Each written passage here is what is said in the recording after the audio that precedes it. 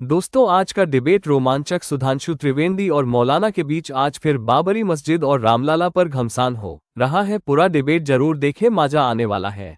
बैगन चलो भाई आइए देखते हैं, मजा आएगा। काशी में इतनी जमीन थी, मंदिर के बगल में मस्जिद कैसे?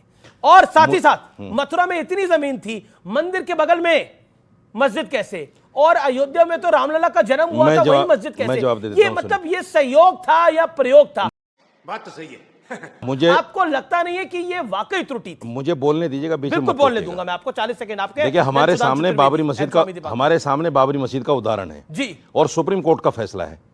आप सुप्रीम कोर्ट के फैसले की व्याख्या कीजिए, आपको पता चलेगा कि जो पिछले कई सौ साल से एक नैरेटिव गढ़ा गया था कि साहब मंदिर तोड़ के मस्जिद बना है, सुप्रीम कोर्ट ने धड़ाम कर दिया, उसको खत्म कर दिया। चल झूठा।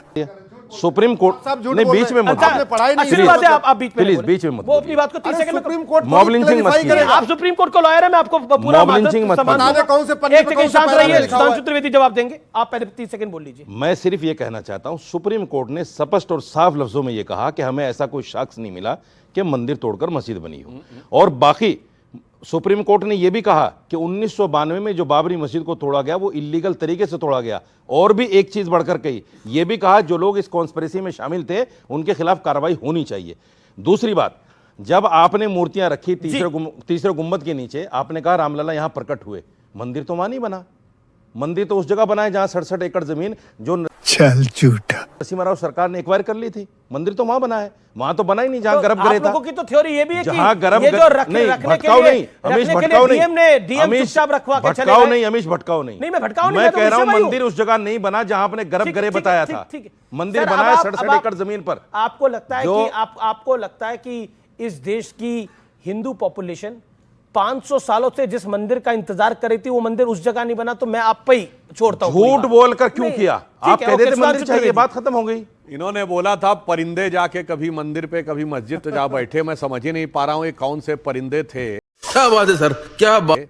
जो कि प्योरली हिंदू तीर्थ स्थल के बीच में जाते थे और प्योरली हिंदू मंदिरों के बीच में एक जगह में जाके बैठ जाते थे, फिर कहते थे ये तो साहब मस्जिद हमारी बनाई हुई।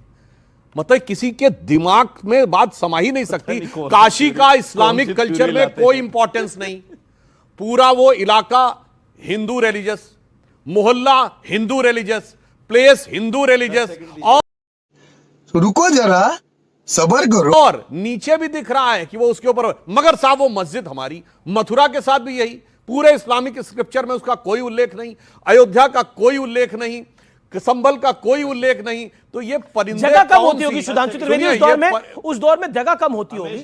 मैं बता रहा हूं, सुनिए 10 सेकंड, जगह कम होती होगी। मुगल बादशाह को जगह नहीं मिलती होगी। 10 सेकंड आप उनके स्क्रिप्चर्स पढ़ लीजिए, उनके शाही फरमान पढ़ लीजिए, बहुत साफ समझ में आएगा। मौलाना साहब एकदम सरासर गलत बयानी कर रहे हैं।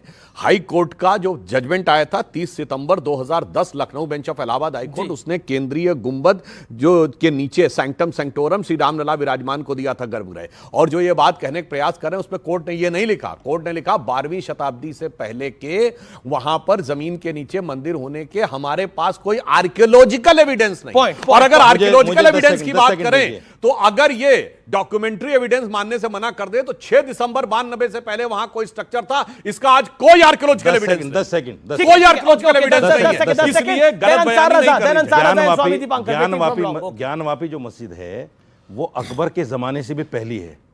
तैयब जी एक पीर बाबा हुआ करते थे, उनकी बनाई हुई। इसके बाकायदा हिस्टोरिकल एविडेंस है। लेकिन ये कहते हैं कि औरंगजेब ने तोड़ के बनाई। औरंगजेब तो बहुत बाद में आया है मौलाना साहब, बहुत मस्जिद तो बहुत पहले मौलाना साहब बहुत पहले है। ये तो मुस्लिम कौन से पीर बाबा थे? मैं बता, पहली बार इसका जिक्र आया तैयब जी चल झूठा नाम है, तैयब जी नाम है उनका। ये हिस्टोरिकल सच बता रहा हूं मैं आपको। दूसरी बात, ये तो इधर सुनिए, ये जो गढ़ रहे हैं ना सब, ये सब इसलिए गढ़ रहे हैं क्योंकि इनके पास पॉइंट ही नहीं है। आपने 10 सेकंड मांगे थे, मंदिर मस्जिद करना है। ये और मजेदार बात बोल गए तो कहे कि अकबर ने तोड़ा था।